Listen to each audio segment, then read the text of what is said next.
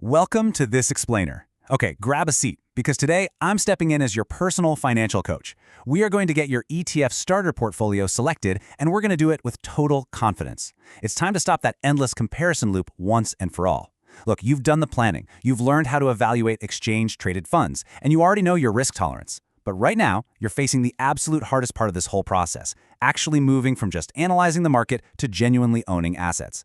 It sounds super simple, right? But honestly, this is exactly where so many beginners just get completely stuck in the mud.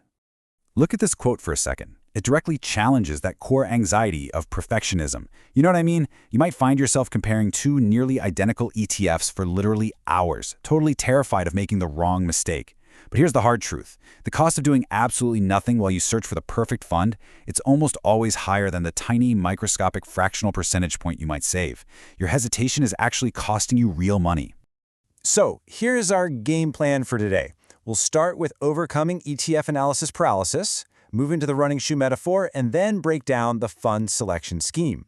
After that, we'll complete your selection worksheet, establish the no comparison rule, and wrap the whole thing up with your 7-day action plan. Let's get you off the sidelines. Section 1. Overcoming ETF analysis paralysis. Let's just start by completely normalizing this psychological barrier that's probably keeping you stuck right now. Check out this timeline. This brilliantly illustrates the story of Marcus. And, man, his journey might sound a little too familiar to some of us. So, in week 1, Marcus did everything right. He narrowed his choices down to 2 broad U.S. market ETFs. Awesome, right? But by week 2, he was completely in the weeds. I'm talking obsessing over minor historical tracking differences, falling way down a rabbit hole of conflicting financial videos online. Then, by week 3, it hit him. He realized this really uncomfortable truth. He wasn't actually optimizing his portfolio anymore. He was just procrastinating. Progress beats perfection, every time. Actually, once Marcus finally just picked one and moved forward, a few months later, he literally couldn't even remember the ticker symbol of the fund he didn't choose. If you ever find yourself endlessly comparing basis points, like sweating over a 0.01% fee difference, you've got to stop. Let's put that into perspective, okay? That is literally $1 single a year for every $10,000 you have invested. The big myth out there is that if you pick the wrong ETF, your entire financial plan is completely ruined. The reality? Broad, low-cost ETFs from reputable issuers are structurally so similar in their long-term behavior that the differences are basically negligible.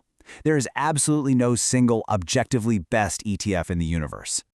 Okay, moving on to Section 2, the running shoe metaphor. To really hammer this concept home, we need to completely shift your perspective on what actually makes someone a successful investor over the span of decades. Think about it like this. Choosing between 2 broad market ETFs is exactly like choosing between 2 pairs of high-quality running shoes. Both pairs are perfectly capable of getting you across the finish line of a marathon. The shoes, they're just the vehicle. But you know, nobody ever ran a marathon by just staring at pristine, untouched shoes sitting in their closet. The infinitely bigger question here is whether you are actually going to wake up and train consistently. A reliable everyday sedan that actually gets driven beats a luxury sports car that just sits parked in the garage 365 days a year. So, the absolutely crucial point to internalize is this. Your behavior drives long-term results far more powerfully than micro-optimizing your specific fund choice. Decades of portfolio research show us that your asset allocation, think of it as your personal risk dial, explains a massive portion of your portfolio's variability. That, combined with a consistent money pipeline where you keep contributing and having the sheer discipline to stay invested during scary market downturns, well, that is your real engine for building wealth. Section 3. The fund selection scheme. All right, now it is time to build your specific structure based on hard facts like cost and market liquidity. Beginners so often get completely caught up in these endless online debates about which issuer is better. Is Vanguard better or iShares? What about Schwab? Listen to me right now. Stop debating. These major issuers are heavily regulated, they are widely used, and they are structurally super sound for a beginner building a core portfolio. It is perfectly fine to have a preference for one over the other, for sure, but absolutely do not let brand loyalty or issuer debates become just a sophisticated form of procrastination. If it's broad and low cost, it's enough. Okay, but what if you are truly, genuinely stuck between 2 solid options? I want you to apply the strict tiebreaker rule to just force a decision. Step 1. Simply choose the one with the lower expense ratio. Easy. But if the fees are basically identical, move to step 2. Choose the one with higher assets under management, which basically just means it has better liquidity. Still neck and neck? Step 3. Literally just pick the one whose ticker symbol is easiest for you to remember and move on. Honestly, by that point, any further overanalysis is just disguised avoidance. Section 4. Completing your selection worksheet. Grab your notebook or open up the Notes app on your phone because we are moving right out of theory and into concrete decision-making.